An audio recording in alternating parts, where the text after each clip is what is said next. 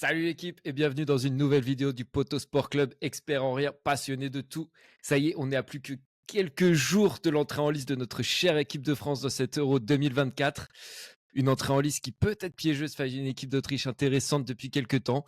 Du coup, on vous a forcément préparé une petite vidéo avant match avec l'ami Johnny. Comment ça va mon ref? Bah ça va et toi?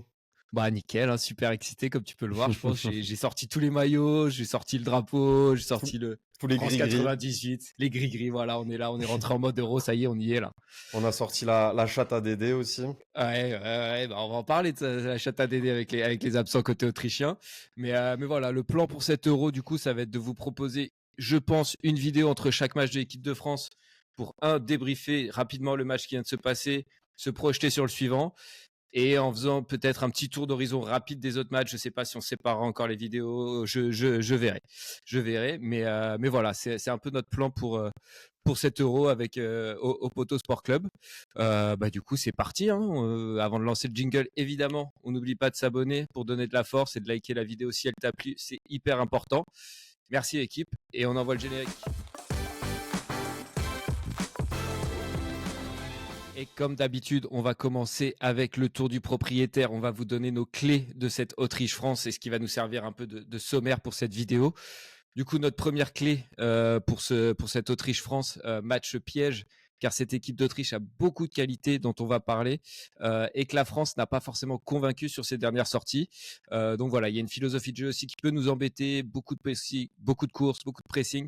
Donc voilà, ça peut nous embêter. C'est notre première clé de ce match.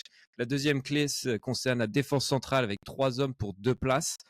Saliba, très bon match face au Canada. Est-ce qu'il peut bousculer la hiérarchie et la charnière Upamecano-Konaté? Et enfin, la troisième clé, c'est les rumeurs sur le système des Bleus pour ce premier match, avec les premiers entraînements en Allemagne de l'équipe de France ces derniers jours. Plutôt 4-2-3-1 qui serait abandonné car pas convaincu par Dédé sur les derniers matchs. Donc un retour au 4-3-3. Quel changement dans le 11 cela va-t-il entraîner? Voilà, on va discuter de tout ça, un peu ces 3 points en détail et on s'arrêtera sur cette équipe d'Autriche. Mais avant de rentrer dans le vif du sujet, mon Johnny, petit sentiment général là, sur ce match, sur l'entrée en liste des Bleus, confiant, pas confiant. Est-ce que comme pour moi, ça sent le match piège un peu pour toi? Non, franchement, pour moi, pas du tout. On n'a jamais vraiment fait des matchs amicaux ou des matchs de prépa rocambolesques ou très marquants avant les grandes compétitions. Et mis à part l'Euro 2021, l'équipe de France, elle a toujours su se mettre en mode compétition une fois que la compétition elle commence.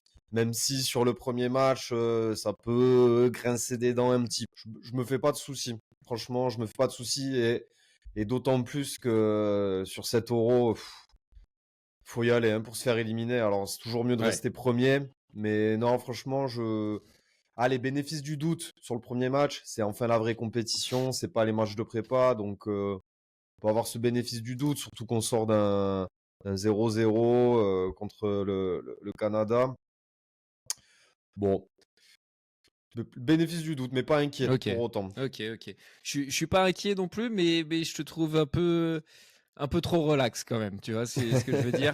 Pour moi, ça sent quand même le match piège. Ça veut pas dire que l'équipe de France ne va pas s'imposer, mais voilà, je pense que cette équipe d'Autriche peut nous poser beaucoup de problèmes et on va en parler d'ailleurs tout de suite de l'équipe d'Autriche. J'ai envie de commencer un peu avec leur chemin vers cet Euro en qualification, deuxième de leur groupe, juste derrière la Belgique. Donc voilà, très belle phase de qualif. 7 matchs sans défaite depuis octobre, dont une victoire 6-1 contre la Turquie, une victoire contre l'Allemagne en novembre, avant le changement de sélectionneur. Match nul contre la Suisse récemment que nous on avait mis qu'on avait tous les deux mis dans notre chapeau 2 Oui. dans la vidéo des favoris. Donc voilà, c'est quand même une équipe qui est pas mal en forme depuis quelques temps. Donc c'est pour ça que pour moi je pense que ça peut être un peu ça peut être un peu chaud. Ouais, après, comme on a vu, il y a quand même un blessé majeur à la base, c'est ça, hein, si je Ouais, dis pas de ouais. bêtises. Et dans une équipe Ligament où il n'y a pas croisé, ouais. où il y a pas de superstar, à part, oui, à la base, Sabitzer, il y a quand même quelques joueurs, hein, c'est pas des peintres, hein, mais ça va leur faire du mal. Surtout Ouais, ouais, quand les moments importants vont arriver. ouais. Et très, très belle transition parce que du coup, ouais, on va faire une petite revue de la liste des blessés majeurs de cette équipe. Donc, tu l'as dit, Alaba, on le sait depuis un moment, qui s'est fait les croisés, qui fera quand même partie du staff, du coup, apparemment. Ben Euh, ça y a une certaine logique. Comme je viens de le dire, ils n'ont pas beaucoup de superstars, hmm. donc je trouve que la démarche est cool de le mettre dans le staff. Ça Ouais, c'est clair. rassurera les joueurs autrichiens, quoi. Et puis, il aura sûrement de bons conseils pour Danso, le Lensois, qui devrait le remplacer dans la défense centrale. Il y a aussi, alors, pardon pour la prononciation, mais Xaver Schlager, le milieu défensif de Leipzig, qui s'est aussi fait les croisés, décidément, Mm. qui était en train de faire plutôt bonne saison avec Leipzig, et qui est vraiment une pièce maîtresse de ce milieu défensif. Et un autre Schlager, Alexander Schlager, gardien de Salzbourg, qui lui a une opération du ménisque assez récente, qui est le gardien titulaire de cette équipe d'Autriche. Donc à voir aussi comment il le remplace. Mais c'est vrai que ces trois blessures-là, pour moi, elles font de l'Autriche une équipe un peu plus abordable. Mm. Même avec eux, ça aurait été abordable, bien sûr. Mais là, Ouais. c'est vrai qu'elle fait quand même un peu moins peur. Mais sans ces blessés-là, pour moi, ça aurait pu être la belle histoire de cet Euro.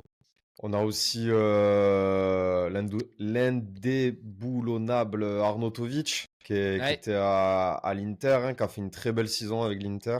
ouais, un peu le super Euh, sub de l'Inter qui est ouais, rentré un peu dans. c'est un peu leur Giroud, quoi. Ouais, bah c'est recordman de sélection en équipe d'Autriche d'ailleurs. Et je trouve que le Euh, profil est similaire, donc le parallèle peut se faire, quoi. ouais, carrément, carrément. Je sais pas s'il sera titulaire avec l'Autriche. Là, j'ai vu qu'il y a sur les derniers matchs, c'était plutôt Grégory. Alors, encore une fois, pardon pour les noms, mais voilà, j'ai pas fait autrichien deuxième langue ou allemand même, vu qu'il parle allemand, il me semble. Comment il s'appelle lui déjà? Il s'appelle. Ah bah, le seul match que je check, c'est évidemment Arnautovic qui est titulaire. Gregoric, bah voilà, tout simplement. Je sais pas pourquoi je me suis compliqué la tête, mais voilà. Tout simplement. Voilà, mais bon, qui a mis un triplé contre la Turquie quand même. Et je crois que c'est plutôt lui le titulaire, mais carrément Arnautovic a son Son coup à mot à jouer, dire. son mot à dire. Voilà, parfait. Mais un autre, j'ai envie de te faire une petite liste aussi des joueurs à surveiller côté autrichien. On a Sabitzer de Dortmund, évidemment, Konrad Leimer au Bayern. Voilà, c'est des mecs qui jouent plutôt milieu relayeur en club, mais en sélection, ils ont un rôle d'ailier, donc Leimer à droite et Sabitzer à gauche. Et c'est des joueurs qui font un très gros travail sans ballon, dans le pressing, à la perte du ballon, qui vont presser très haut les défenses adverses. Et c'est un peu cette philosophie de jeu de chez l'Autriche qui est pour moi voilà, qui est très dans le pressing avec le coach aussi qui est un des pionniers, on en parlera rapidement après. Donc voilà, c'est quand même deux joueurs à surveiller. Et le troisième joueur de cette ligne de milieu offensif ailier, qui sera le numéro 10, c'est Baumgartner, le numéro 10 de Leipzig, qui est titulaire indiscutable en Autriche. 3 buts, une passe D sur les 4 derniers matchs. Et qui a un peu moins joué à Leipzig, mais qui est quand même un très bon joueur. Donc voilà, trois mecs à surveiller dans cette ligne offensive juste en dessous de l'attaquant. De toute façon, une équipe à surveiller. On arrive à un niveau de la compétition, même si on passe à 24, où il faut pas sous-estimer les équipes, même si il faut le faire exprès pour se faire éliminer. Dans tous les cas, l'objectif, c'est de finir premier. Quoi Ouais, qu'il arrive, pour pas ouais, avoir c'est de sûr. regrets. Donc, il faut prendre chaque match et les gagner. Et on n'aura pas de regrets. Ouais, ouais, c'est clair. Et Mais la vas-y, poule, vas-y. la poule de la France, je la trouve assez homogène et pas si facile que ça, Ouais, finalement. j'allais le dire. Hein, Pays-Bas, Autriche, Pologne, Pologne, huitième de c'est... finaliste en Coupe du Monde, mine de Ouais, rien, la dernière. Bon, Lewandowski apparemment forfait pour la compétition. Donc ça, c'est quand même un gros coup dur pour eux. Mais t'as raison, ouais, cette poule, bah, les Pays-Bas, on sait qu'ils sont toujours, ils peuvent toujours être embêtants. Donc voilà, ça va être une poule, je suis d'accord avec toi, assez homogène, même si normalement on devrait en sortir sans trop de oui, difficultés, mais l'importance oui. de finir premier. Et pour finir sur l'équipe d'Autriche, c'est quand même, enfin, moi je trouve que c'est une équipe qui est, et on en parle depuis, j'ai l'impression qu'on en parle depuis 2-3 ans de ce gars-là, Ralf Rangnick, le coach de l'Autriche depuis 2022, qui est un des pionniers du foot allemand depuis des décennies. J'ai fait un peu de recherche sur lui. Voilà, c'était un joueur de seconde zone un peu, mais qui est devenu coach dans les années 80 et qui a toujours entraîné des bons clubs, histoire qui était à Schalke. Et c'est lui qui est à l'origine de la philosophie de jeu, du contre-pressing, etc. Et donc, je trouve que voilà, c'est bien caractérisé par Sabitzer et Leimer qui appliquent ça à la lettre. Je trouve qu'en sélection, c'est rare d'avoir ça, tu vois, une philosophie aussi ancrée, presque comme un club, quand on sent que c'est une équipe qui est rodée, etc. Donc voilà, je suis très, très intéressé et pas inquiet, mais voilà, prudent avec cette équipe autrichienne. Oui, voilà, c'est ce que je te disais au début. Il faudra pas les prendre de haut, ça c'est sûr. Ouais. Et pas faire les mêmes erreurs qu'on a pu faire face au Canada, même si encore une fois, les matchs de prépa dans le foot, c'est Oui. pas des matchs de prépa comme dans d'autres sports, notamment le rugby où tu peux pas tricher. Tu le sais, tout le monde le sait que les joueurs sont pas à Mm. fond. C'est plus histoire C'est de match garder un d'entraînement. peu. Ouais, voilà, c'est histoire de garder un petit rythme et de pas se déconditionner, même si Ouais. à ce niveau-là, ils se déconditionnent pas. Et encore que si, ils sont tellement réglés comme des machines que voilà, ça sert surtout à ça. Tu veux pas dévoiler tes cartes, donc pas d'inquiétude. Après, va Ouais. falloir rassurer. T'as des mecs qui aussi, enfin, c'est même Kamavinga, je crois qu'il le disait à la fin du match Canada, il disait bon, c'est presque un match d'entraînement Eh oui. et puis il y a beaucoup de joueurs qui n'ont pas envie de se blesser, surtout aussi proche de la Mm. compète. Donc voilà, c'est pour ça qu'il faut pas trop s'attacher au match de l'équipe de France, même s'ils n'ont pas été bons, on l'a dit, face au Canada et face au Luxembourg. Enfin, quoique le Luxembourg, on gagne quand même 3-0. Mais voilà, je conclue sur l'Autriche, voilà, avec le Oui, coach Rangnick. Et je pense qu'on peut passer un peu à l'équipe de France. De ce que j'ai pu lire un peu à droite à gauche, Saliba devrait commencer sur le banc à faveur de Konaté ou Upamecano, malgré son très bon match face au Canada et malgré sa saison historique. Je ne savais pas, mais il a joué absolument toutes les minutes en Première Ligue. C'est-à-dire qu'il a toutes fait les 38. minutes. Il n'est pas sorti une seule fois, il a joué 38 matchs. Putain, Donc c'est quand même monstrueux. ouais, c'est Dans une balèze, hein. équipe qui joue le titre, c'est très Ouais. fort. Tu penses quoi, toi, de Petite. ça, là, de ce favoritisme envers. Enfin, pas favoritisme, mais cette charnière Upamecano Konaté qui a la faveur de Dédé. Déjà, tu viens de faire un lapsus révélateur. Non, c'est pas du favoritisme, mais Dédé, il marche beaucoup à la confiance, il marche beaucoup Les une fois que, certitudes. voilà, les certitudes. Une fois qu'il a mis quelque chose en place pour l'en faire démordre ou changer, c'est vraiment qu'il faut qu'il se passe une Ouais. dinguerie. Il Et changera plus en cours de compétition, j'ai ouais, l'impression. en cours de compétition, c'est possible. Je pense qu'il, dans tous les cas, il commencera avec la charnière Konaté ou Pamecano. À savoir aussi que les deux entre eux ont des automatismes, c'est pas rien. Et je pense qu'il fait plus confiance à Konaté ou Pamecano quand le niveau va s'élever qu'à Saliba. Pas que Saliba soit un mauvais joueur, tu viens de le Mm. dire, saison historique, même s'il n'y a pas eu le titre au bout, joueur régulier. Mais malgré tout, en équipe de France, Saliba a toujours été un peu en dessous et, Après, euh, et n'a jamais eu le temps de s'installer pour créer des automatismes, des connexions avec ses coéquipiers, quoi. ouais, moi je pense qu'il est Et presque là. Le problème, en fait, c'est que Saliba, on n'arrête pas de dire qu'il a jamais convaincu en équipe de France. Mais au final, enfin, il a eu des bouts de match par-ci par-là, il a joué des matchs entiers, mais jamais dans la constance et tout ça. Alors, ok, Deschamps s'appuie sur cette certitude de Upamecano Konaté, mais moi je trouve que c'est quand même une charnière qui donne pas beaucoup de certitude. Et contre une équipe autrichienne, on l'a dit, qui va beaucoup presser sur la relance, le contre-pressing à la perte du ballon, donc sur les deux défenseurs centraux.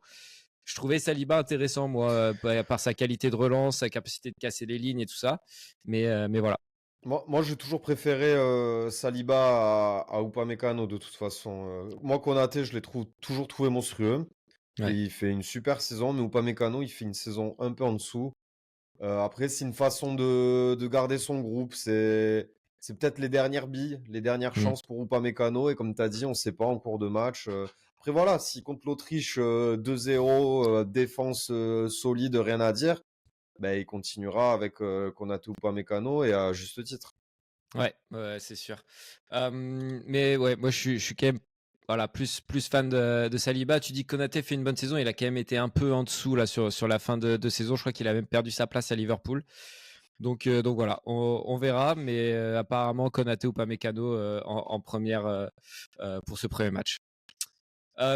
Deuxième point tactique un petit peu sur cette équipe de France. Deschamps aurait tranché pour le 4-3-3 similaire à la dernière Coupe du Monde au Qatar avec Griezmann en 8. Comparé aux quelques derniers matchs en 4-2-3-1 avec Griezmann plus une position de 10 juste en dessous de l'attaquant. Les conséquences un peu sur le 11 de départ, du coup, déjà au milieu, qui pour accompagner Antoine Griezmann, selon toi? Pour moi, Kanté à sa place. Après les 2 matchs de prépa, ça se joue plus sur le troisième homme. Mais je suis curieux de voir ce que t'as en tête, toi. Bah, je pense que Kanté, il a sa place aussi. Après, je me demande si il aurait appelé Kanté si Tchouaméni ne s'était pas blessé. Néanmoins, il est là et je pense que c'est un soldat et que pour une compétition sur 7 matchs, le fait qu'il ait quitté le giron européen, il n'y aura aucun problème. Et je pense que Kanté aura sa place. Ouais. Et l'expérience qu'il peut apporter, le volume de jeu. Peut-être qu'il jouera pas les matchs en entier, mais et encore que. Et Ouais. encore que. Mais à la limite, tu vois, moi je trouve qu'en plus il est vachement complémentaire avec Griezmann et tu mets un 6 derrière lui. Donc j'aurais vraiment Griezmann, Kanté en 8. Kanté évidemment un rôle un peu plus défensif, mais qui est un joueur qui se projette quand même beaucoup et qui défend en avançant tout le temps, qui va presser l'adversaire. Et Ça, j'adore ça chez lui. Kamavinga en 6. Et Kamavinga en 6, moi j'aimerais Ouais, bien. moi Ouais. ça me plaît bien. Ouais. Ça me plaît bien. Kamavinga en 6, qui Ouais. C'est pas un mauvais à couteau la suisse, récupération. Kamavinga. Mm. Kamavinga, je pense que tu le mets n'importe où. Il est bon, hein, je pense. Ouais. Et puis si tu le mets un peu plus reculé plutôt qu'un poste de 8, je trouve qu'avec sa qualité de passe et sa qualité de dribble, voilà, il peut casser des lignes avec ça, alors qu'un Kanté, ça va plus être par la course, par la percussion. Mm. Et donc je trouve ce milieu avec 3 mecs, avec voilà, Kamavinga en 6, Kanté et Griezmann un peu plus haut. Je trouve que ça match très très bien pour l'équipe de France, quoi. Vraiment, ça me plaît bien comme ça. Et du Par coup, contre, voilà, je pense que dès que Rabiot revient, Rabiot reprend sa place. tu penses? Ouais, je pense. Ouais. Oui, oui, C'est oui, vrai que je pense. c'est un soldat de Deschamps Ah, depuis 2022, puis ouais. au-delà que ce soit un soldat, il est trop fort. Après, voilà, il revient de blessure, à jauger, mais il est trop fort, même physiquement. C'est une armoire. Il prend de la place sur le terrain, il est rapide, agile, il a un QI football au-dessus de la moyenne. Mm. Rabiot, tu vois, on lui a souvent tiré dessus, je dirais presque même craché dessus. Mais franchement, il est en train de se racheter une image, pas une conduite, mais il est en train de se racheter Ouais. une place au cœur, Dans le cœur des Français. ouais, dans le cœur des Français, on peut dire Ouais. ça comme ça. Vraiment, mais genre, on Le n'oubliera Duc. jamais, mais en même temps, ben, ok, ben, tu grandis, on fait tous des erreurs et j'adore, moi. Rabiot, j'adore Ouais. maintenant. Je Ouais, peux puis pas, je vois pas une équipe de France sans Rabiot, pardon, et je pense qu'il sera là encore pendant des années. Ouais. Puis ça devient, même à la Juve, ça devient un vrai leader. Il a été Ah, mais oui. capitaine, je crois que sur quelques matchs et tout. Bon, c'est une Juve, c'est pas la Juve des grandes années, mais quand même, quoi. Ça veut dire quelque chose, Et capitaine. Vas-y. t'as vu le prochain coach de la Juve? Ah, Thiago Motta, vas-y, m'en parle pas. M'en parle pas, c'est bon. Il devait venir chez nous, là, lui. C'est bon, ça m'a fané. Bref, c'est pas le sujet. Mais du coup, ouais, Rabiot qui. Enfin, un peu comme tu l'as dit sur la défense centrale, si ce milieu-là fonctionne très bien contre l'Autriche, qu'on fait un super match et que le milieu-là, je pense que ça va être compliqué de ressortir un Mm. des trois de ce milieu. Et puis, si tu mets Rabiot, pour moi, il est moins complémentaire avec Kanté et Griezmann, tu vois. Rabiot, je le vois moins en 6. À ce compte-là, tu ferais plus redescendre Kanté en 6 et Rabiot un Oui, peu plus haut, quoi. oui, oui, oui, oui, je suis Mais d'accord. voilà. Et on sait qu'il aime bien aussi ce rôle un peu hybride, milieu ailier gauche pour défendre, pour suppléer un peu Kylian Mbappé, qui on le sait ne fait pas beaucoup le travail défensif. Donc voilà, Ouais. pour moi ça se joue vraiment entre Rabiot et Kamavinga pour le troisième poste. Et tu voulais parler de Fofana, peut-être? Moi, je. Ouais, bah, après j'ai une petite section sur les joueurs qui peuvent faire la différence en rentrant, je l'ai mis là-dedans. Mais si tu veux en parler maintenant, on peut aussi en parler maintenant. Non, non, moi, Fofana, j'ai rien contre lui, juste c'est un joueur de complément, quoi. Ouais, Qui sera là si on a besoin de lui, mais il rentre pas dans la danse pour jouer titulaire, dans tous ok. les cas. Ok, moi c'est un joueur que j'aime bien. Je trouve qu'il a fait des belles sorties avec l'équipe de France. Il y a une grosse frappe. Il peut amener quelque chose. Je suis d'accord avec toi. Ce sera pas un titulaire dès le début du tournoi, même si je pense que Dédé l'aime beaucoup. Mais voilà, ça va être, c'est un mec qui peut avoir un rôle important après en fin de match, et surtout quand on avance dans la compétition, que les organismes commencent à être fatigués. Donc voilà, ça peut être une option aussi. Ouais, t'as raison. On Ouais, va passer à. Vas-y. Bah, après, à voir, hein. Regarde, en 2018, Nzonzi, pas titulaire. Et comme tu as dit là tout à l'heure, Dédé, en cours de compétition, il est prêt à Mm. changer et à être pragmatique. Donc, on n'est jamais à l'abri. Dans tous les cas, on n'a que des bons joueurs, intelligents, physiques et prêts à mouiller le maillot. Donc, ça, moi, Ouais. ça me rassure dans tous les cas. Et ça, c'est grâce à Deschamps, sa philosophie, Et depuis est-ce que ouais, 10 ans. comme on l'a dit, enfin Deschamps, il est très pragmatique. Il veut gagner. Lui, quand c'est dans les compétitions, au moment de la compète, il veut aller gagner, donc il Mm. n'hésitera pas à faire des choix. On se souvient contre, moi je me souviens un truc qui m'avait marqué, c'était l'Euro 2016 où Kanté est pas forcément vraiment titulaire, etc. Et en huitième, il change son dispositif ou contre l'Irlande quand on est mené 1-0, il change son dispositif, fait rentrer Kanté plus dans l'équipe. Et depuis, bah, à part le petit break depuis 2022, il n'a pas quitté sa place de titulaire. Ouais. Donc voilà, c'est à voir. On aura peut-être un Fofana qui aura un peu cette histoire-là pour cet Euro. Allez, on va passer à l'attaque maintenant. Sur les 2 derniers matchs, on avait Thuram titulaire à gauche de l'attaque, une fois avec Mbappé en pointe et Kolo Muani à droite, et contre le Canada avec Giroud en pointe et Dembélé à droite. Bon, du coup, Mbappé va forcément reprendre sa place dans le couloir gauche. Forcément. Moi, je pense, ouais. Tu le vois vraiment mettre Mbappé dans l'axe, toi? Non. Moi, dans tous les cas, Mbappé, là où je le préfère, c'est à gauche. Oui, bien sûr. Mais quid de l'avant-centre? Est-ce qu'il garde Thuram, Giroud, voire Kolo Muani? Là, je Bah, t'avoue que moi, je c'était suis un peu moi, perdu. je verrais plus à la limite Mbappé en fin de match, si tu fais si tu fais sortir ton avant-centre, Ouais, donc Giroud ou Thuram, et tu le fais rentrer, et du coup tu fais rentrer un autre ailier comme Barcola, et du ouais, coup tu décales ouais, ça se Mbappé tient, dans ouais. l'axe. Ouais, j'aime bien ça. Mais pour débuter, ouais, ce sera Mbappé Non, à j'aime bien. Non, gauche mais moi, je veux et Mbappé, hein. Moi, je veux ouais, Mbappé à gauche dans tous les cas. ouais. C'est là où il est le meilleur. Et pour le coup, en équipe de France, il y a des avant-centres. Même si Thuram n'a pas forcément donné la plus grande satisfaction, je pense que c'est un excellent avant-centre. Il a montré toute Bah, la du coup, saison. Il fera le taf. tu vois plutôt Giroud ou Thuram, toi, en pointe de l'attaque? Tu sais comment ça va se passer. Il va commencer avec Thuram et c'est Giroud qui va finir titulaire et jouer la finale, quoi. Sans porter la poisse. Bah, commence pas. Tu sais à quel point je suis superstitieux, j'aime pas ce genre de phrase. Ouais, en vrai, honnêtement, je pense que c'est Thuram qui va commencer parce qu'il l'a mis titulaire sur les Hmm. 2 derniers matchs. Oui, non, mais c'est Thuram qui Voilà, va même commencer, hein. apparemment vis-à-vis des derniers entraînements là qu'il y a eu ce matin et tout ça. D'après les quelques infos que j'ai pu trouver sur internet, c'était Thuram qui était plus dans la partie des titulaires, quoi. Donc, Hmm. on partirait plus sur Thuram. Moi, j'ai un côté affect aussi avec Giroud que j'adore. Enfin, pour moi, c'est le Ben meilleur oui, avant-centre du monde depuis 10 ans. Donc voilà. Mais, évidemment. mais donc, je trouve ça dur de ne pas le mettre. Après, c'est un mec, on le sait, hein, quand il est remplaçant, il est presque meilleur au final, et il répond toujours présent. Il se met au service de l'équipe. Voilà, c'est très compliqué de donner une préférence pour moi entre ces deux-là. Je pense que ce sera Thuram, quoi qu'il arrive, parce que Giroud, même si c'est un cyborg, voilà, malgré tout, je préfère un Thuram en jambes dès le début du match, qui va courir, faire les efforts physiques. Malgré tout, Giroud, il en fera un petit peu moins et le faire rentrer, c'est parfait. Après, on n'est jamais à l'abri qu'il finisse titulaire. C'est pas Ouais. impossible. Ouais, c'est ça en fait avec Deschamps, il est C'est... tellement attaché, je pense, à ses Mais... certitudes, comme on disait, et c'est Giroud qui l'accompagne depuis 10 ans maintenant à la pointe de l'attaque.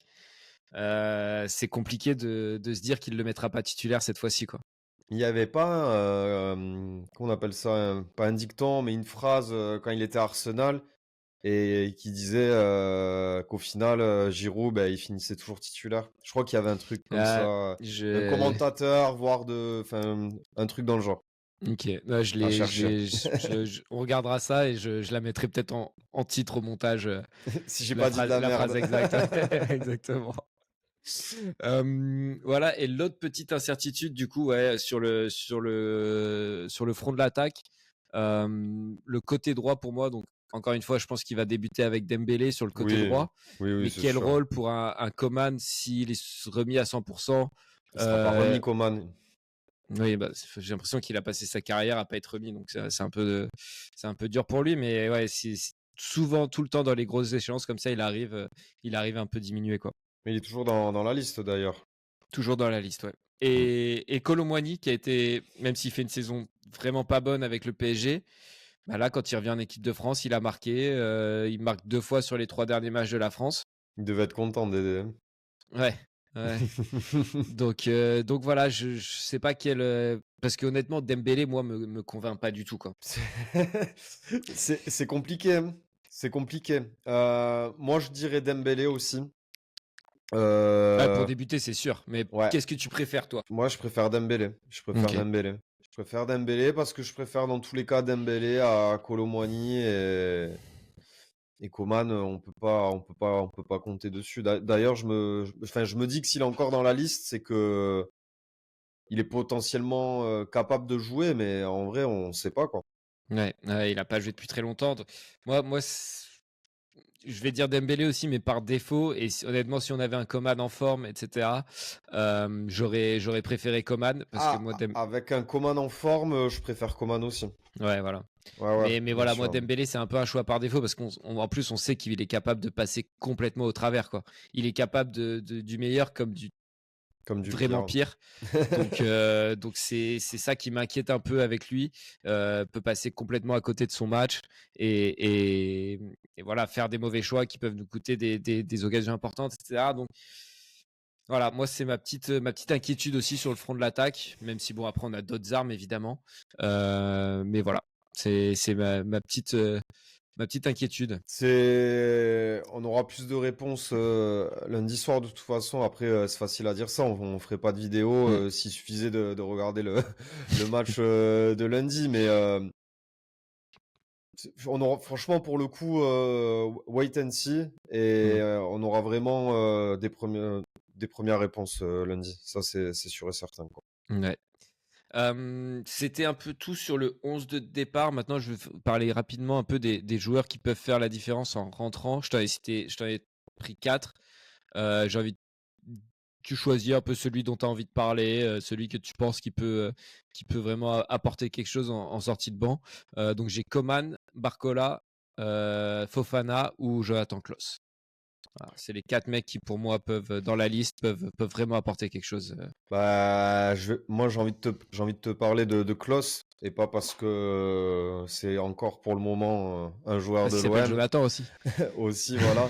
Non, parce que je pense que déjà, niveau état d'esprit, alors tous les joueurs de la liste, niveau état d'esprit, sont prêts à se donner à 200%.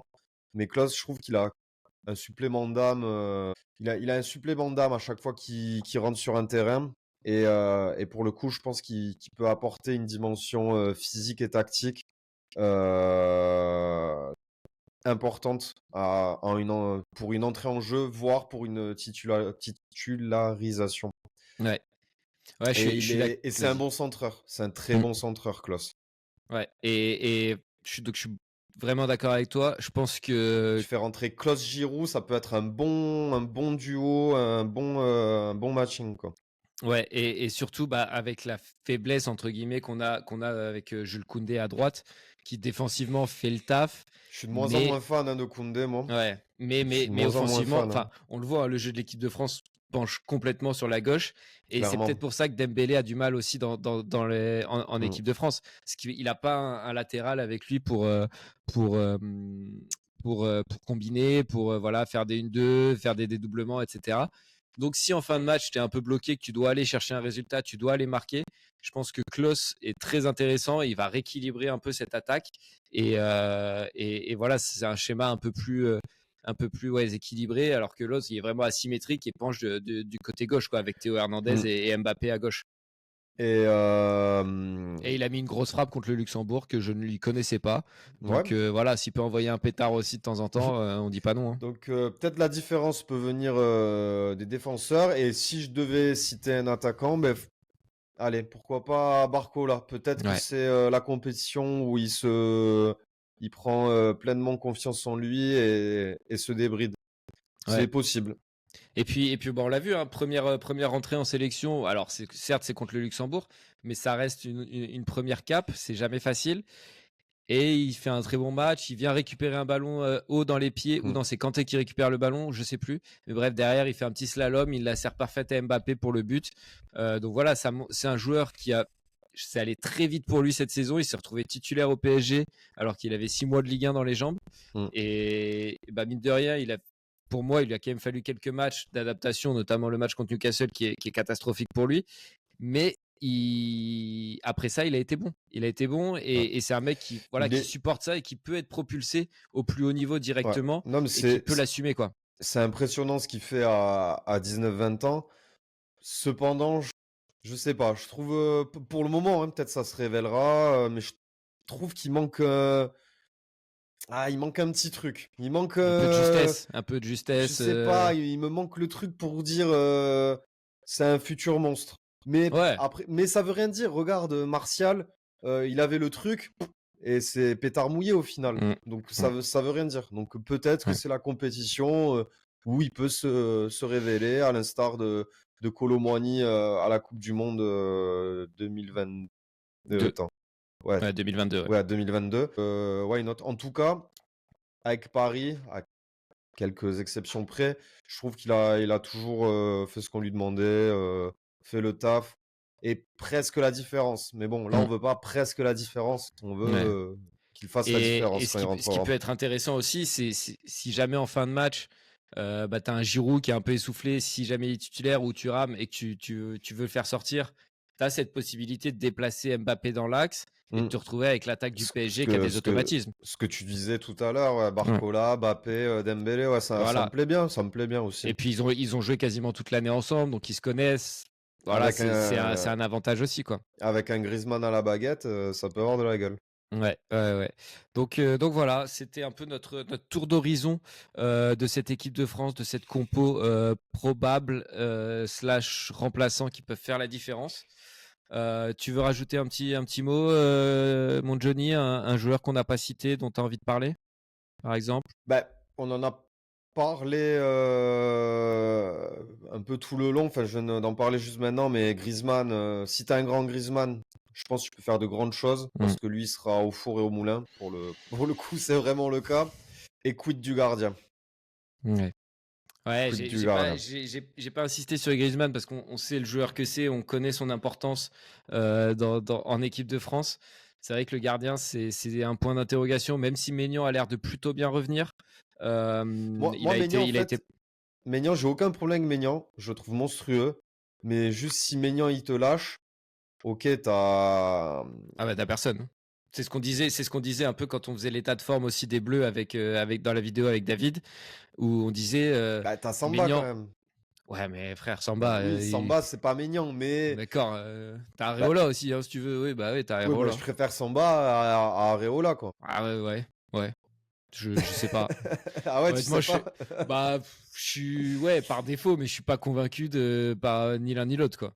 Oui, C'est pas l'époque de Barthez Coupé, de même Lloris Maignan qu'on avait, voilà, ou même Mandanda à une certaine époque, peut-être pas sur les dernières années, mais oui. voilà, on a toujours eu deux gardiens solides. Là, je Oui, trouve qu'il y a quand même c'est un, vrai un que vrai, un vrai fossé entre le numéro 1 et le numéro 2. oui, c'est vrai que Yoris Mandanda, ça avait de la gueule quand même, hein. Ouais, ouais, jusqu'à 2016, hein. Après Mandanda, il lui fallait 5 minutes pour sortir de sa surface, donc. T'es méchant, hein. Ah, je peux pas mentir, j'ai petit tir marseillais, mais voilà. Je vais te demander ton prono pour ce premier match des Bleus. On va finir là-dessus. Ça fait déjà presque 35 minutes qu'on parle. Donc voilà, un petit prono pour ce premier match des Bleus. Je vais te demander le vainqueur et le score. Le score. Bon, la France sur un petit 2-0. Ok. Un petit 2-0 où je pense qu'il y aura de l'adversité, où on se fera un petit peu peur, mais que malgré tout, on rentre en mode compétition et on prendra pas de but, quoi. Ok. Et ben moi, je vais te dire France aussi 2-1. Car sur les dernières compétitions, je me souviens, l'Australie, on concède l'ouverture du score avant de se libérer en Coupe du Ouais. Monde. Il me semble que la dernière Coupe du Monde aussi, également contre l'Australie, dans notre match d'ouverture, on concède l'ouverture du score. avant de gagner 2-1 à l'arrache. Donc voilà, je vois un peu le même match. L'Autriche qui peut ouvrir le score, qui peut nous surprendre. Et derrière, on arrive à revenir tant bien que mal et on s'impose. Petit doublé de Kylian d'ailleurs. Direct. Direct, il ferme des bouches. Ah ben là, il est libéré maintenant, de toute Ouais. façon. Ouais, bah là normalement, il y a plus d'excuses là. C'est plus rien qui lui trotte dans la tête. Il y a plus de loft, il y a plus de forme physique. Là, c'est toi face à tes responsabilités, mon Kicks. Bon, et de toute façon, je crois que les bookmakers, ils donnent pas cher de la peau de Ouais, bah là, l'Autrichien. Donc, j'ai les codes sous les yeux. mm. Autriche côté à 6, match nul 4,50 et la France à 1,49. Donc clairement, ouais, France ultra favorite sur ce match. Mais voilà, moi, comme je l'ai dit en début de vidéo, je trouve que cette équipe autrichienne, elle a quand même des grosses qualités et qu'il faudra y faire attention. Absolument. Voilà, bah merci mon Johnny. Merci à toi. On va se quitter là-dessus. Évidemment, rendez-vous lundi pour ce match de l'équipe de France, 21h. On n'oublie pas, tous derrière les Bleus. Nous, on se retrouvera sûrement le mardi ou le mercredi. Je pense, voilà, avec le match suivant qui sera le vendredi. Ouais, mercredi, c'est bien, c'est pas bien entre les deux pour débriefer un peu ce match contre l'Autriche, se projeter sur les Pays-Bas. Et puis voilà, n'oubliez pas de vous abonner, de lâcher un like si ça vous a plu. Ciao l'équipe, allez les Bleus! Ciao l'équipe.